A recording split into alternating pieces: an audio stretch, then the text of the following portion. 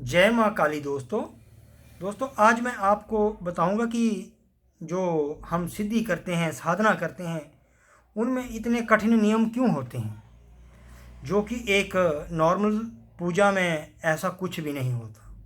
Normal पूजा में आप ब्रह्मचर्य का कोई पालन ना करो, कुछ भी नहीं होगा। नॉर्मल पूजा में आप मीट खाओ, शराब पियो, ऐसा कुछ भी नहीं होगा। लेकिन जो एक तंत्र साधना है, कुछ साधनाओं में मीट शराब चलता है, कुछ साधनाओं में मीट शराब जो है वो नहीं चलता। लेकिन ये क्यों होता है? क्योंकि जो एक नॉर्मल पूजा है उसमें भगवान आपको अपने तरीके से फल देंगे, अपने तरीके से दर्शन देंगे, अपने तरीके से हर काम करेंगे।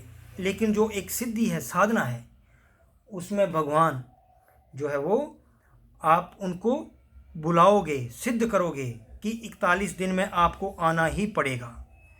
लेकिन अगर आपने उन नियमों का उल्लंघन किया, अगर आपने पूरे नियम नहीं किए, तो कुछ साधनाओं में तो भगवान जो माँ भगवती जी हैं या भैरव बाबा जी हैं वो परीक्षा लेते हैं खूब। अगर आपने एक भी नियम गलत किया, अगर ठीक ढंग से नहीं बैठे या कुछ भी, तो उसमें आपकी बहुत बड़ी परीक्षा हो सकती है। लेकिन कुछ साधनाओं में परीक्षा नहीं होती, आपकी साधना भंग हो जाएगी, मतलब वो खंडित हो जाएगी। तो दोस्तों, अगर आप इतनी बड़ी शक्ति को बुलाना चाहते हैं, अपनी मर्जी से अपने सामने भगवान को प्रत्यक्ष देखना चाहते हैं और उनसे मनचाहा काम करवाना चाहते हैं, तो इसमें नियम तो होंगे ही, परीक्षा तो होगी ही। लेकिन अगर जब रही भगवान की बात नॉर्मल पूजा में, तो वो अपने तरीके से देंगे, इसमें आपको कोई परीक्षा देने की कोई ज़रूरत नहीं होती। तो मैं यही बताना चाहता हूँ कि जब आप इतनी बड़ी शक्ति को अपने समक्ष देखना चाहते हो, वो भी अपनी मर्जी से, तो फिर कैसे नहीं आपकी परीक्षा होगी। जैसे आप एक नर्सरी LKG UKG में पढ़ते हो या तीसरी चौथी तक पढ़ते हो, तो आपकी कोई भी आपको टीचर मारता नहीं है, प्यार से पढ़ाता है। आपको उसमें किसी की चीज़ की डरने की ज़रूरत नहीं होती है।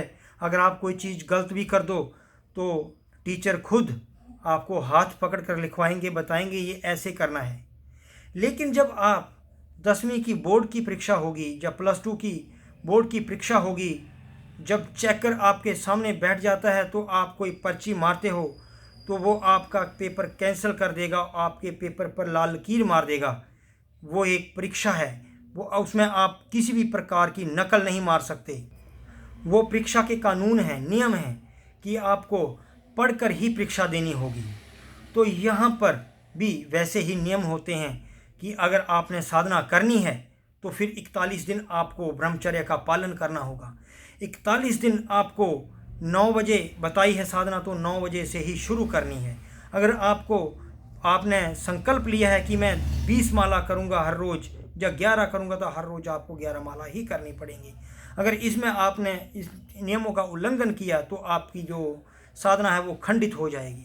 लेकिन अगर आपने ये 41 दिन कोई भी साधना, 11 दिन, 21 दिन की जो भी आपकी साधना है, अगर आपने उन नियमों से की, तो आपको देव दर्शन होंगे, आप उनसे वरदान लोगे, वचन लोगे, और आपको मुंह मांगा वचन वरदान भी मिलेगा, और आप अपने तरीके से उन देवी देवताओं से काम करवा सकते हो। ये साधना में फ़र्क होता है और नॉर्मल पूजा में। तो अगर जो मेरे भाई साधना करना चाहते हैं और